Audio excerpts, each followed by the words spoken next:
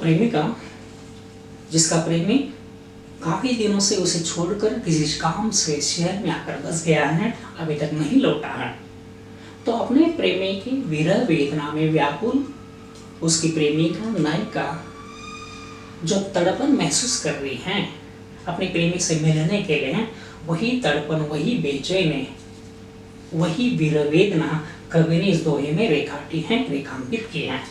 आइए देखें, प्रेमिका अपने प्रेमी को प्रेम पत्र लिखना चाहती है कि कम से कम इससे तो बात बन जाए, और उसका प्रेमी उसके प्रेम भाव को सुनकर पत्र को पढ़कर लौटा है। कागज पर लिखत न बनत कहत संदेशु लजात। यहाँ पर संदेश का मतलब होता है संदेशवाहक, लजात यानी लजाना, शर्माना। कहे है कह देगा, हियो यानी हृदय।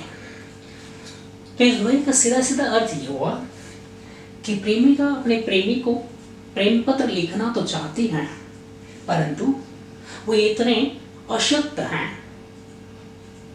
इतनी बलहीन है कि उसे कागज पेन भी ठीक से पकड़ा नहीं जाता, हाथ उसे कपकपी से कांपते हैं, इसलिए पत्र लिखने में वो असमर्थता महसूस करती है।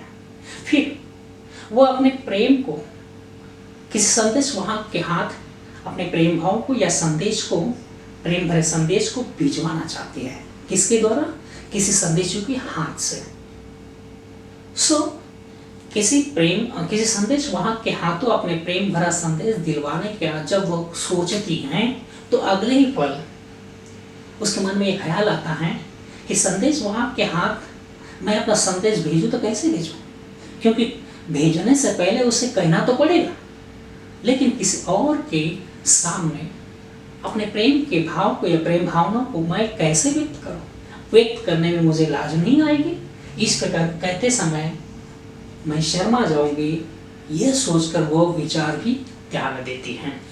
फिर मन में सोचती हैं कि कहे सबूत तेरो हियो।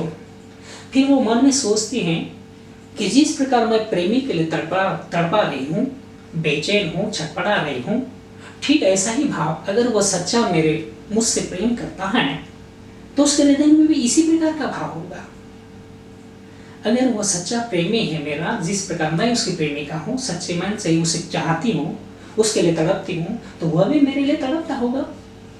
मेरे लिए सच्चा प्रेम अगर करता है तो बिल्कुल इस प्रकार दोनों हृदयों में प्रेम की अग्नि सुलगी होगी। तो मुझे उसे बताने की जरूरत ही क्या है?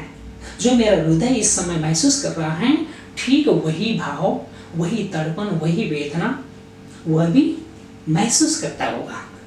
इस प्रकार वह कहती है कि कहे सबू तेरो हियो। ये सब मेरे मन के भाव, मेरे हृदय के भाव, तेरा हृदय ही, तेरो हियो, कहे तेरा अपना हृदय ही मेरे हृदय की बातें, मेरे हृदय का प्रेम भाव तुझे बता देगा। मेरे ही की बात, मेरे हृदय की बात, तेरा अपना हृदय ही सब कुछ बता देगा। उसके लिए मुझे प्रेम पत्र लिखने की या किसी के हाथ संदेश भिजवाने की जरूरत नहीं है। ठीक है दोस्तों, अगला है नंबर 7। प्रगट भय द्विजराज कुल सुबस बसे ब्रजाई। प्रगट भय नहीं, प्रकट होना या जन्म को आना, पैदा होना। द्विजराज यानी 2 बार जन्म को आने वाले, 2 बार जन्म लेने वाले 2 प्रकार के व्यक्ति माने जाते हैं। एक होते चंद्रमा और दूसरे होते ब्राह्मण। इनका 2 बार जन्म होता है, समान आ जाता है। कुल यानी परिवार, सुबस यानी अपनी इच्छा से, बसे यानी बसे रहे, ब्रज ब्रज भूमि। तो इस पंक्ति का सीधा सीधा अर्थ ये हुआ कि 2 बार अपने परिवार को जन्म को आए या 2 बार अपने परिवार में प्रकट हुए। एक चंद्रमा और दूसरे ब्राह्मण। ब्राह्मण यानी कौन? तो बिहारी के पिता केशव राय। तो इस प्रकार 2 बार जन्मों को आए, 2 बार अपने परिवार को पैदा हुए चंद्रमा और केशव राय या ब्राह्मण अपनी इच्छा से ब्रज भूमि में आकर बस गए।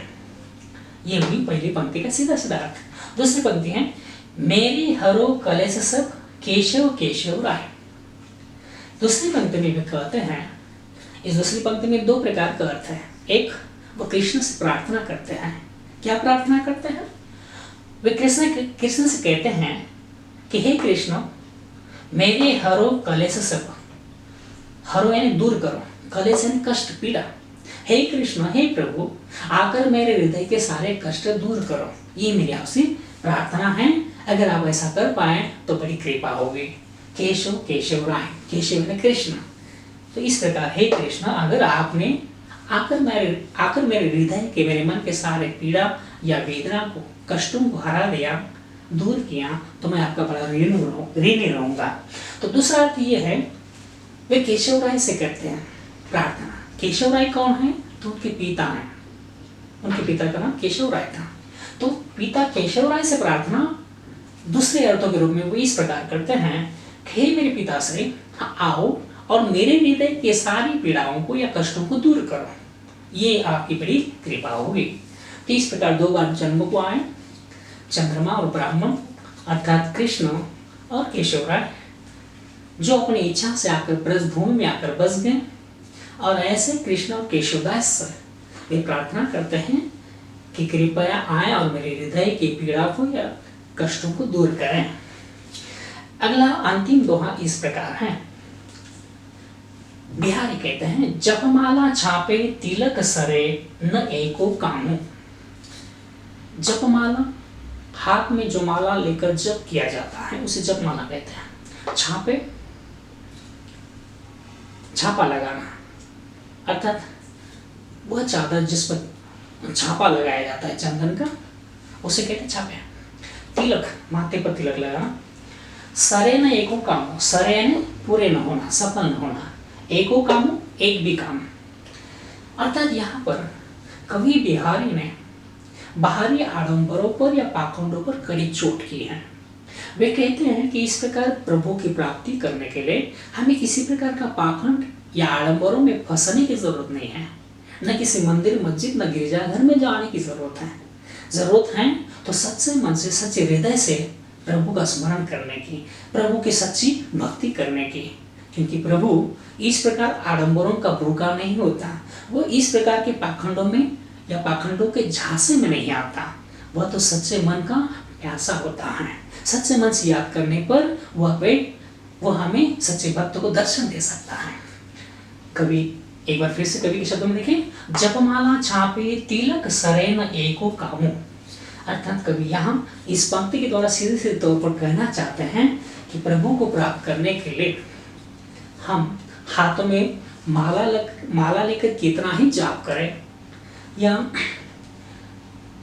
छापाधारी चादर पहने या फिर माथे पर तिलक लगाए, इस प्रकार आडंबर करके, पाखंड करके हम एक भी काम पूरा नहीं कर सकते। सड़े न एको कामू, हमारा एक भी काम सफल नहीं हो सकता। मन काचे नाचे वृथा, साचे राचे रामू। मन काचे यानी कच्चा मन, अधूरा मन।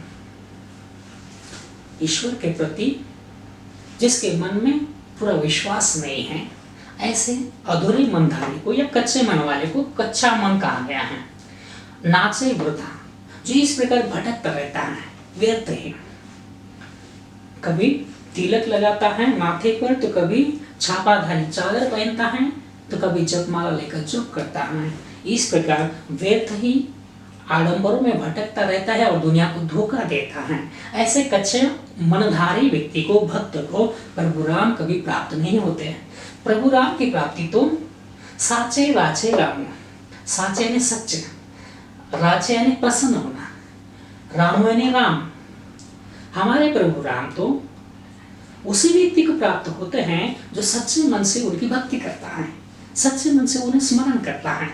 सो इस दोहे द्वारा कवि बिहारी हमें कहना चाहते हैं कि हमें सच्चे मन से प्रभु की भक्ति करनी है, न किसी प्रकार की जपमाला या चंदन के छापे लगाने या माथे पर तिलक लगाने की कोई जरूरत नहीं है। बस प्रभु का स्मरण करो, सच्चे मन से उन्हें याद करो, वह हमें जरूर दर्शन देंगे, उनकी हमें जरूर प्राप्ति होगी। ठीक है दोस्तों, किस प्रकार बिहारी के दोहे, इनमें कई प्रकार की कवि बिहारी के काव्य शैली की छटाएं हानि पाई।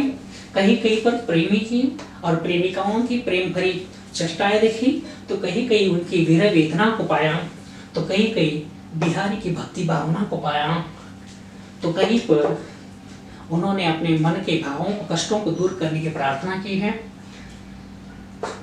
साथ ही साथ ग्रीष्म ऋतु की तपन को किस प्रकार